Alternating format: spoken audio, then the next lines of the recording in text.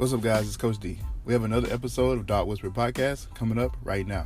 Don't forget, check out past episodes on Anchor FM, Spotify, Apple Music, and so many more platforms. Also, check out our website, get merchandise at www.dogmentality.org.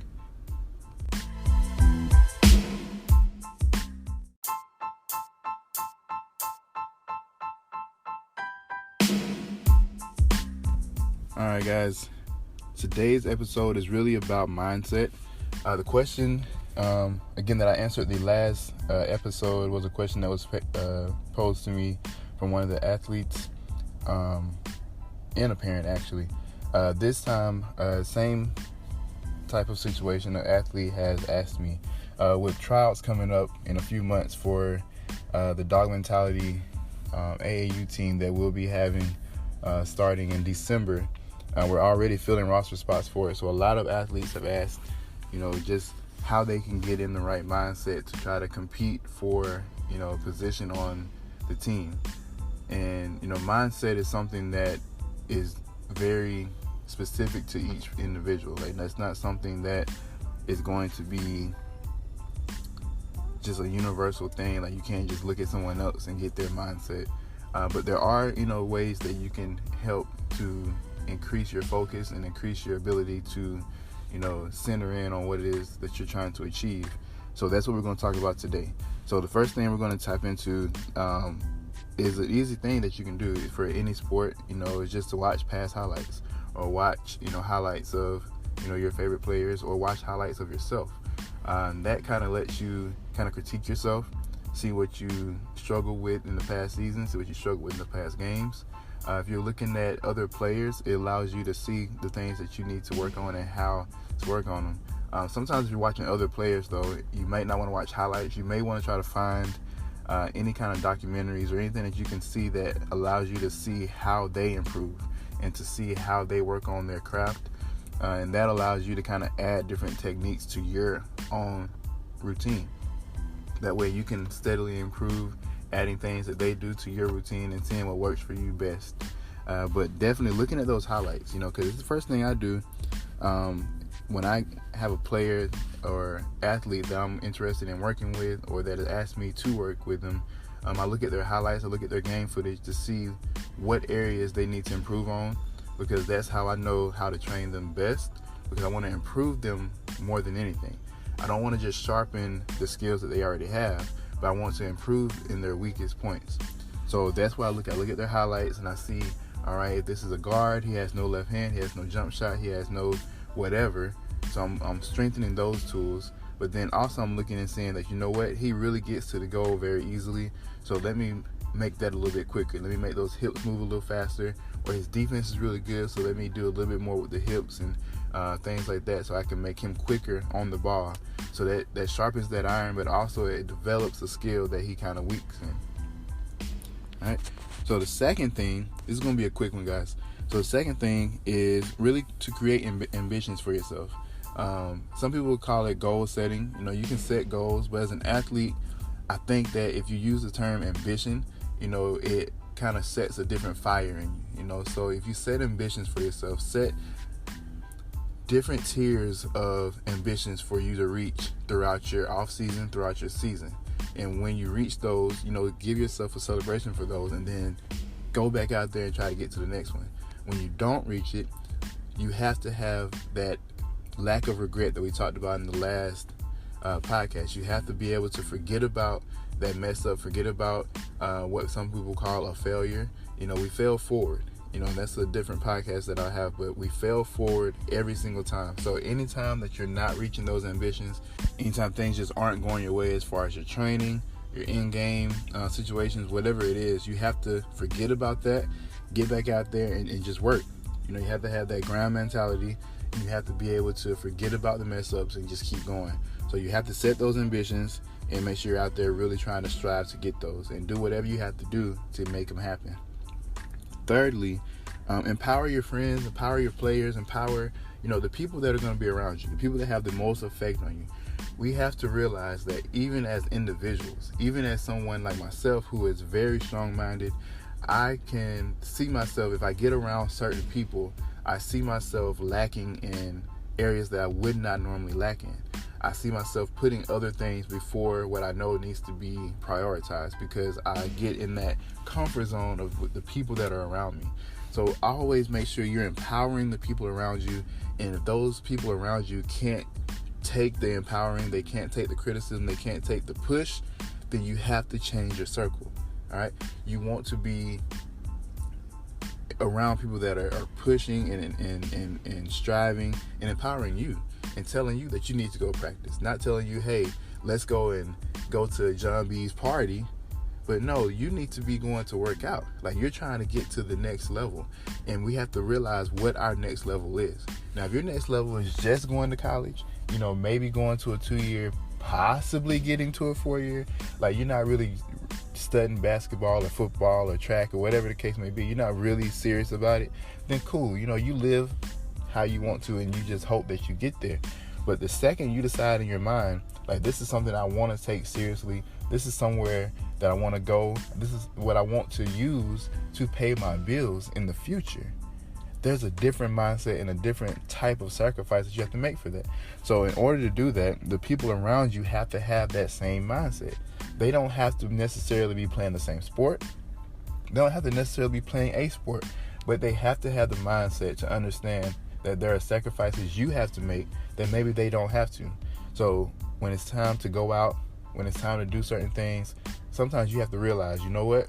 I have my whole life ahead of me to do that. Right now, I'm a basketball player. Right now, I'm a football player. Right now, I'm a baseball player. Right now, I run track and field. Right now, I play softball. That's how you have to think about it, because you have to put yourself where you want to be right now. You're already that professional player. You're already going to the Olympics. You're already going to the NFL. You're already playing for the Chicago Bulls. You're already doing these things. So you have to think like that. Think about the sacrifices that these players that you see and you watch and you say, oh, I want to be like him, or I want to shoot like him. You say their name when you throw your shot up. Think about those players. Ask yourself, would they even be your friend? Because if they're trying to empower you and you're rejecting them and you're making the decision that they wouldn't make, ask yourself, would your favorite player even be your friend? Would you even get to hang out with them if y'all were the same age? Ask yourself that. Fourth, take stock of your weaknesses. All right? We touched on this just a little bit a couple of points ago, but understand where your weaknesses are. All right? You know your weaknesses. It's your competitor that you don't want to be able to see your weakness and be able to detail, that you don't have a left hand, detail that you can't really move quick on defense. You don't want them to see that. So in your off season, in your off days, in your whatever, you want to be working on those weaknesses. All right? They say there's no off day in sports. There isn't. There's no off day. Understand that LeBron James' off day is spent recovering his body and spending time with his family. All right? That's it. There's no time to take days off of training. The second you take a day off, that's like a week. The second you take a week off, that's like a month. And then you think you can stay off for weeks at a time and don't train at all. You just set yourself probably back a whole season compared to other athletes. Like, there are literally athletes working every single day, sometimes 3 and 4 times a day, to make sure they set themselves up to be where they want to be. Because they understand, if I can strengthen my weaknesses and continue to develop my strengths, who's going to stop me? Who is going to outwork me? You got to be the hardest working person on whatever field, court you are on. All right? So those weaknesses, write them down. Know what your weaknesses are. And when you get with a trainer, when you get with your coach, tell your coach, hey, I know that I don't have a left hand. What can I do to develop this left hand? If I can't do it with you, what can I do at home every single day to develop this left hand? What can I do? Look on YouTube, look on whatever. Look at your favorite players and see if they struggle with it.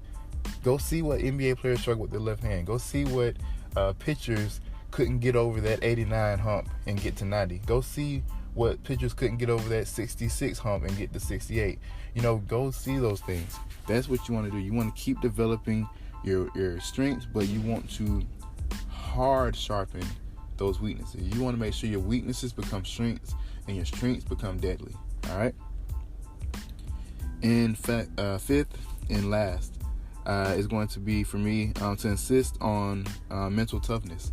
And that just goes back again to make a point of what I made in the last podcast about, forgetting those, bad games and forgetting all that and understanding that criticism comes with the game. And you're going to have friends that are going to talk junk about you. They're going to tell you that, you're lame, for missing out on this and missing out on that, and you're lame for not doing this and you're lame for doing that. But then you're going to have those same friends that you're going to come visit your hometown, 10 years from now when you're, playing in the NBA. You're coming down here to work a camp that has your name on it. And those same friends are going to be in that same city, probably living around that same area, still doing the same thing. Probably out there smoking a little bit, going to work, coming home, smoking a little bit, may have a couple kids by now. That's going to be their life for the rest of their life. So you have to understand, do you want that? Or do you want to go and have the opportunity to make sports your career? You have to decide that. So you have to have that mental toughness to understand where they are, who they are, and that you can go on without them. Everybody does not get to go with you. I am friends with a few of my high school friends. We talk every now and then. We may talk only on social media, whatever the case may be. But once I made the decision to do what I do, I understood that to get to the best part of me, to get to the best part of this career, and to help the most kids, I had to separate myself from people who did not align with that ambition. I had to. So there's a couple of friends that have gone with me this whole entire journey, all the way to Cali, all the way to Phoenix. They were still with me. Every day we talk. Every day they're empowering me. Every day they're asking me, well, what did you do today? How did that go? Okay, well, that didn't work out. Well, what can we do next? They're empowering me every single day. Those are the friends you want in your life. Those are the friends you need in your life. The ones that are going to tell you, no, you can't come with us because you got to work. You need to work. You going to have to work. All right? So those 5 points. All right? Use your season highlights. Create your ambitions. Empower the people around you. Take stock of your own weaknesses and insist on your own mental toughness. Okay? You have to do those 5 things.